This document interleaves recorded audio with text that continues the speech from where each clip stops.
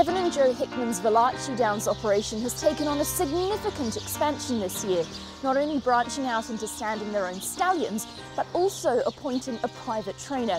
We're here at Matamata this morning to catch up with Jonathan Scully, stud manager, and also newly appointed champion trainer, Stephen Ortridge. Let's head inside and catch up.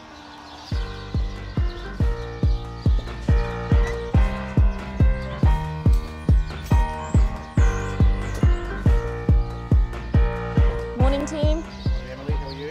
Very good, thank you. How are you? Good, Emily. I've never been here before. It's a lovely property, isn't it? Yeah, it's amazing. Pretty lucky to have it. Yeah. How long have you guys been in here? I've only been 5 days with the horses. 5 days, okay. But we've had possession for what, 2 weeks? Yeah, we've had a couple of weeks and Stephen had to be patient for a little bit before we could bring horses in. You've only got one chance without horses on the place, so it's been a bit of time. We've still got a heap of gear out there working, excavators and arborists and getting all the drainage sorted, so it's exciting. Yeah, it is. It was formerly Wexford Stables, this property, wasn't it? Wexford for the O'Sullivans. Okay, yep. Yes, yeah, I actually think it's about 45 years old. How many horses have you got here on the property at the moment? We've only got 16 here, because we've got 16 boxes here, but there is room for between 62 and 65, but we're just going to occupy these stables while the renovations are being made outside. And that expansion with the room to have 62, is that sort of the plan, is to get up to those numbers, or? Yeah, we can see that happening pretty quick. Yeah.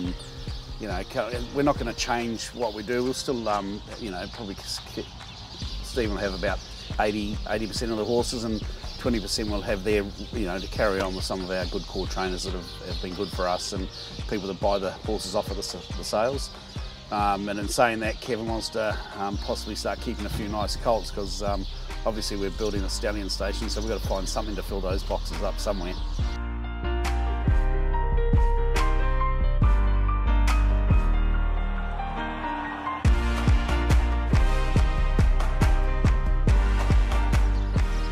Jonathan, what sort of led to this decision to employ a private trainer and take it a little bit more in-house?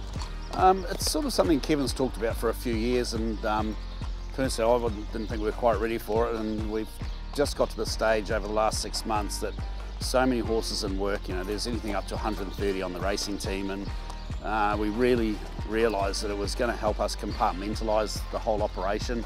Not so many trainers to deal with and having to go back to Kevin and everyone telling him what's going on. And it came along and we thought, well, it's time to go and find a private trainer. We've got everything else in the process, from the breeding, so we fill the entire circle now. So once they're finished with the trainer, then they'll go back to become a broodmare again, and so the circle will continue. Yeah. And Stephen, a little bit of a change of role for you. How did it sort of come about to end up as part of the team here at Valachi? Well, Jonathan spoke to me several times about Valachi having a private trainer, and I said it would be a good idea. And he said, did I want the job? And I said no. And a couple of weeks later, same sort of thing happened, and I said no, I just want to take a backward step, do things a bit quieter, do it my way. Mm-hmm. And he said, you better have a talk with Kevin. So I thought, why not? I just thought I'd be saying no, I don't want to do it. Yeah. But didn't take long talking with Kevin that I felt 100% confident and said, I'll take the job. We've only got the 16 here at the moment, and they're older horses. Pretty happy with the way they are going, but I've sort of got 30 untried 2-year-olds to bring in, and some of them are very well bred. We've seen a few of them working out at the farm, so we're just looking forward to the whole lot.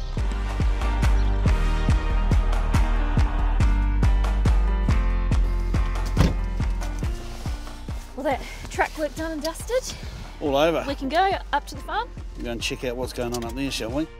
We've seen just the amazing developments going on here at the stable, but there's quite a bit happening at the farm for you too, isn't there? Yeah. It's a bit crazy. We've, to go. First of all, we decided we'd never do stallions, and now we're doing stallions, and we're building a building a stallion station with 6 boxes, and at the same time we end up taking over a racing stable and got to develop that as well, so we've got it going on everywhere.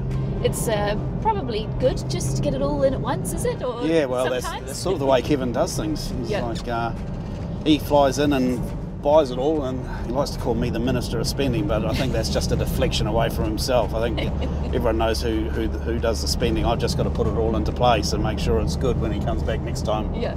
Do they get up to Valachi Downs often, up to the stud or to the racing stables? They do. Everyone asks me that same question. I really need to put a counter on how many times they come. Kevin was coming up today, but he just got back from Fiji. He goes there every second year, takes the whole family over, and they had 32 of them over in Fiji last week. Wow. So he was coming up for the day, but he sort of thought he was a bit tired, and coming up for a day trip was just going to be too much. So he said, I'll leave it up to you again. The Minister of Spending. The Minister of Spending, yeah, you'll like that one. He's the silent achiever, obviously. He likes to sit in the background and see it all happen and see it all unfold. And I hope he gets to enjoy his vision and see all this happen. He's really excited about Stephen Orchard and everything we're doing there. We're really excited. We've got a great team of people. I think the people we've pulled around us, and I think that's what makes it all happen. We never envisaged that we would grow to be the size that it is, but I think it's brilliant that not only have we got Kevin and Jo. I mean, I think we mentioned Brendan and Joe Lindsay, and I think the whole industry as a whole has got to be really thankful to have these people so heavily involved. I mean, I can't, you got to pick the last time that someone came in and set up stallions. Yeah. To have two guys doing what they're doing at a time when there's so much uncertainty in the industry is pretty cool. Yeah. So they've been smart businessmen in their own right, so they must know something the rest of us don't know.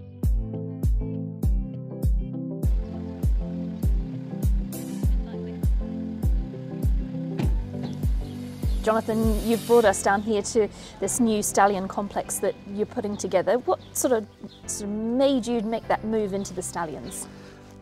We've always said no. It's not a million years we're going to do stallions. We'll just stay very private and just keep doing our own thing. And then Kevin was quite keen in the end. We wanted to give Zakynthos a chance up north, and we'd had discussions with Gus at Inglewood, and then it didn't happen. We decided not to do it. And Kevin, look on Kevin's face one day, he was really disappointed after we sort of made that decision, and that made me go back and revisit. I just felt really bad about it, and he was so determined that he wanted Zakynthos to have that chance, and we made it happen. But we needed to find another horse for Inglewood for Gus to replace Zakynthos, and Gus and I have been looking at a horse called War Decree for quite some time, and then it just all fell into place. We organised the Zakynthos deal, and Gus and I shot to Ireland, and we got War Decree, and Kevin wanted a home for Savile Row as well, homebred horse that he loved, and he's getting his opportunity with plenty of Kevin's really good mares this year as well. So that's how we ended up with stallions. You mentioned War Decree at Inglewood Stud, and Kevin and Jo are involved in a lot of stallions, not just here at the stud but elsewhere. Yeah, we've got, well, there's not many in New Zealand that Kevin doesn't have shares in, and obviously owning half of War Decree, and large holdings in the likes of Vespa, who Kevin really likes, and Rip Van Winkle, Vadamos. We're sending 12 mares every year to Vadamos. Just majority of the horses in New Zealand, Kevin probably has more than 2 shares in, and he's always been a big supporter of the New Zealand industry and the New Zealand farms. So yeah, it's great to still be able to have such a varied amount of stallions that we have progeny by. We've had some really nice support from majority of the farms in New Zealand who have recognised what Kevin's done for them over the time, and they've come back to us and said, we'd like to send you mares, and who knows where our next horse is going to come from. We're not actively out seeking stallions. We just want to get settled in, and this is new for us, and we want to make sure we've got it right first before we go getting carried away trying to source other horses. And I think Kevin's main focus is he's hoping that he can breed and race his own stallions. That's the key, and if they go well, we won't want to have 100% ownership in them when they go to stud, so hopefully we can find the industry support, come back to Kevin and buy down shares in those horses in the future, hopefully. And we're standing here in this amazing complex that you're putting together. Has someone designed this for you? Where has this vision come from? No one designs anything for us. It's just we come up with ourselves, or possibly I guess we were lucky that I went up to Ireland and England for a couple of days earlier this year, and I probably picked up a little bit of something from everywhere. Essentially, we've built a farm shed and we've dressed it up. We haven't gone overboard and done anything fancy. We've had a great team of people that we are building it with, and we've come up with some really, we think, good ideas without going over the top.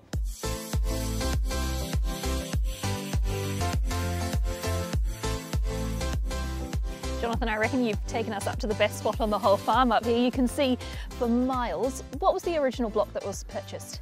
The original block was over behind me, and I think it was something like 55 acres back in 2005, and I think that was for about 10 to 15, mares back then. And what have you ended up with now? Something like 800 odd acres, maybe a bit more. Stopped counting, I think. You must have sort of grown a lot of the team around you as well.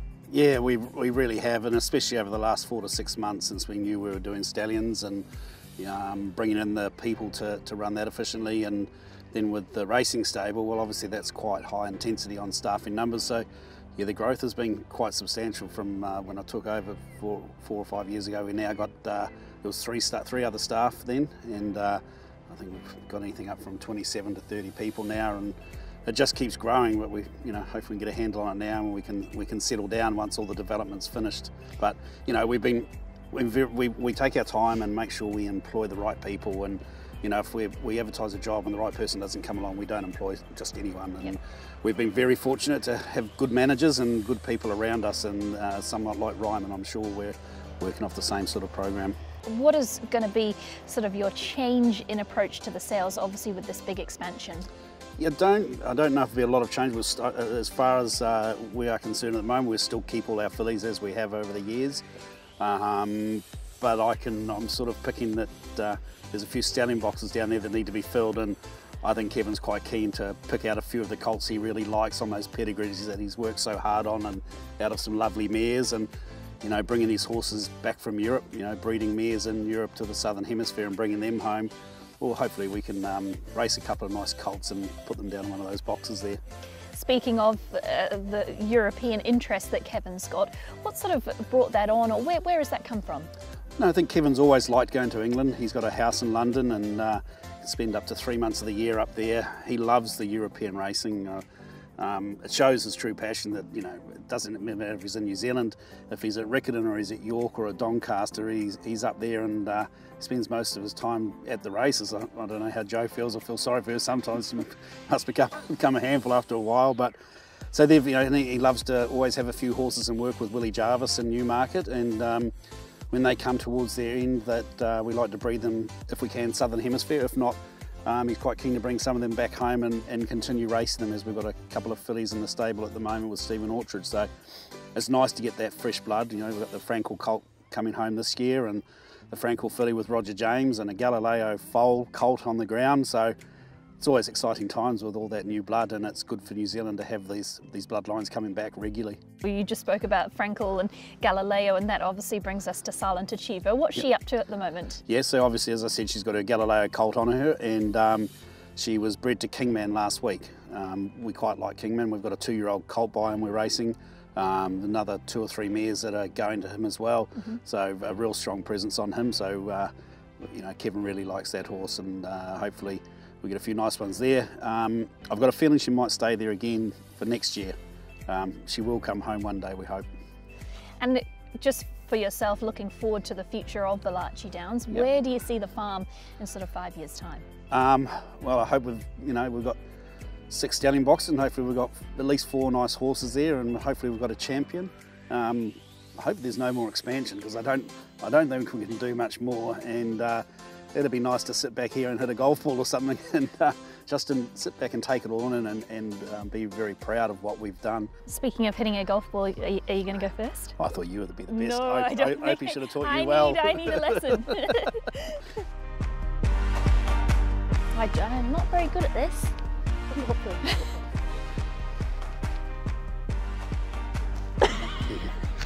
Well, have you got any tips? Have you got like... Talk less and look at the ball. That was very serious.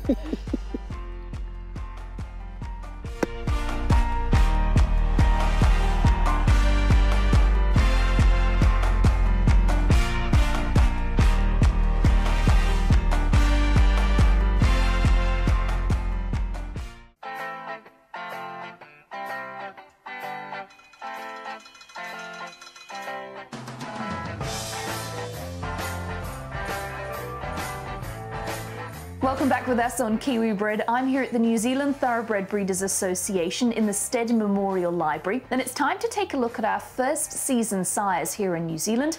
I'm joined by Andrew Stewart from Arion Pedigrees. We're really going to get into the nitty gritty here, aren't we? We're going to start with Almanzor, standing at Cambridge Stud for 30,000. European champion 3-year-old colt. Highest rated European horse on the World Thoroughbred rankings. In fact, he was rated 5 points ahead of the Arc winner Found, who he beat on 2 occasions. And importantly for Southern Hemisphere breeders, he's by Ifraj, isn't he? And yeah. Enjoyed such success with Ifraj here. Yes, yes, and Ifraj has got a couple of really nice horses in Turn Me Loose at Windsor Park, and Godolphin's Ribchester standing at stud at the moment too. The Aga Khan's influences are very strong in Almanzor's pedigree as well. Tell me a little bit about his female line. Champion filly Dargina features in his 3rd dam, and a lot of group performances, Group 1 winners in Dariaba, Darien, but yeah, a wonderful, wonderful Aga Khan family. Satono Aladdin is by Deep Impact, standing at Rich Hill Stud for 12,500, and these Japanese horses have become so prevalent in recent years, haven't they? And this horse, a Group 1 winner at a mile, is a really good start for New Zealand breeders. Oh, very much so, and I think everybody knows the impact Deep Impact's had in Japan. Champion sire in Japan for the last 6 years. He himself is the son of Sunday Silence, who was just pipped in for the Triple Crown in the Belmont Stakes and was champion sire in Japan 13 times. He's also an outstanding physical type, costing $1.7 million as a yearling, and what a benchmark. You know, he's a brother to a Group 1 winner in Japan, and it's a very successful American family, including with Hard Spun, who won the King's Bishop Stakes at Group 1 level. He was quite a successful sire. Kentucky Derby winner Chateau Gaze from the same family. We head to Little Avondale Stud next, and they've got Time Test, who's by Dubawi, standing at 10,000. And I love Juddmonte Farms, and this is a classic Juddmonte pedigree, Passage of Time. She was a Group 1 winning mare. That's a great start. Yeah, he's one of those classic European horses that I think we've been well known for, and yeah, a wonderful family, son of Dubawi, you know, at the moment 160 black type winners, 37 Group 1 winners, and he's having a sensational year this year. And just going back to that dam side, she's by Dan Silly herself, isn't she? So you're again biting into that really great European pedigree. The family includes European champion twice over. He's at stud in South Africa, but also has a branch in North America, and Banshee Breeze, who was a horse of the year over there, is part of that family as well. Comes past Peacock Lively, with in 3rd position Mufta Deem, then Faithful Creek, Don Camillo, Desenio making no impression, but Time Test in the hands of Frankie Dettori is going to ride his 51st Royal Ascot winner in clear-cut fashion and wins for Roger Charlton. Time Test has bolted up. You know, a Group 2 winner at a mile as well as at 10.5 furlongs, so he showed a bit of pace, and that's the type of stallion that's worked really well here. War Decree at Inglewood Stud, he's by Warfront, standing for 6,500, and they've been racing so well, haven't they, in the Southern Hemisphere of late? Very much so. As we've seen, Homesman, a recent Group 1 winner, a US Navy flag, won the July Cup, and is headed down this way. Lancaster Bombers, also a Group 1 winner this year. A lovely horse that stands in America, but his horses do so well in Europe. And the Cornwall guys really love him. War Decree himself, he was quite a talented individual as well, and he enjoyed a good racing career, didn't he? He did.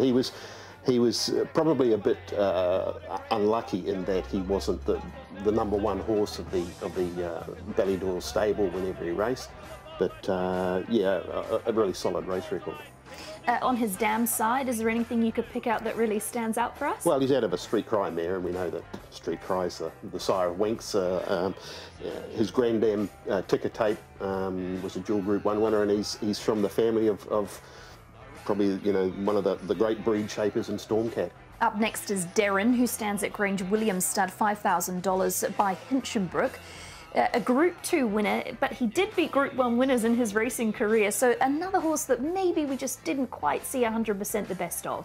We probably were able to get him in New Zealand, maybe because he didn't win one of those majors, where he was extremely unlucky. But yeah, as you said, a son of Hinchinbrook, who we unfortunately lost earlier this year. Sire of 15 stakes winners already in his career. He's a grandson of Fastnet Rock. And he's bred on that Danehill Zabeel cross that's produced 29 Group 1 winners in the last 12 years. So it's also a great dam line as well, out of a young Lonhro mare. Yep, family of champion sires and snippets, and not a single doubt. Up next is Savile Row, who'll be standing at Valachi Downs for $5,000. A really great story for Kevin and Jo Hickman, who of course bred and raised Savile Row, raced him and have now retired him as their foundation stallion. Oh, it is.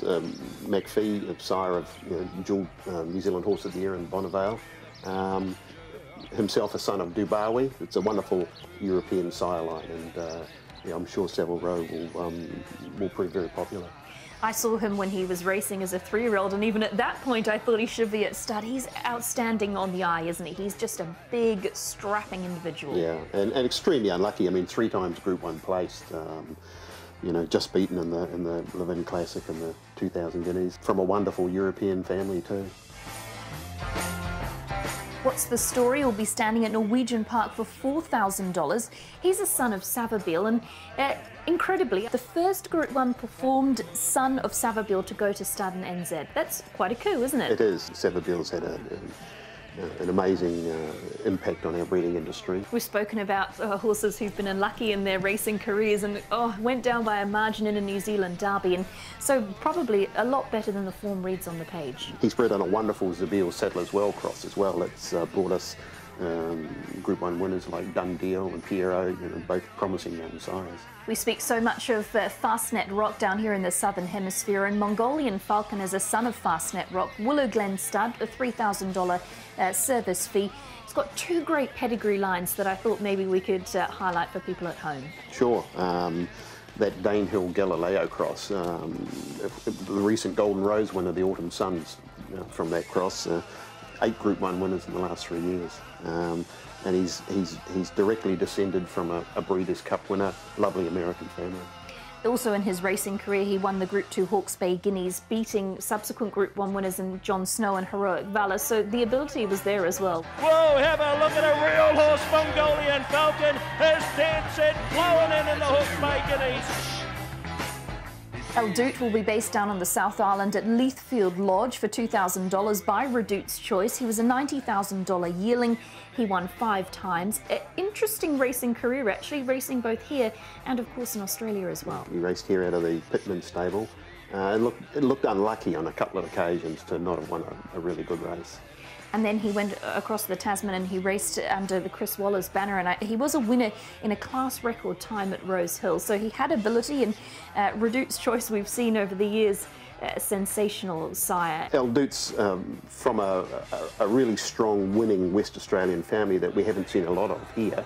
But interesting, his half-sister is a recent group winner at Caulfield. So the family's on the improve. Thunder Down Under will stand at Ralph Thoroughbreds for $1,500. He was a winner listed level of the Salva Stakes, and I think probably crucially a son of Street Sense. Very much so. Street Sense, Kentucky Derby winner, had success in both hemispheres. He's from a lovely family, a North American family. His third dam's all along, who was Horse of the Year in Europe and champion mare in the USA. So yeah, really strong group winning family from America.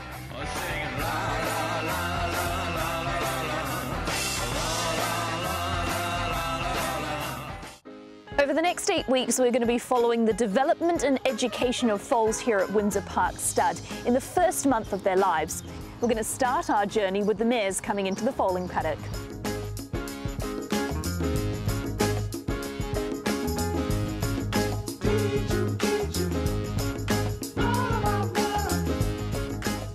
Rodney, when do you expect your first foals to be born here at Windsor Park Stud?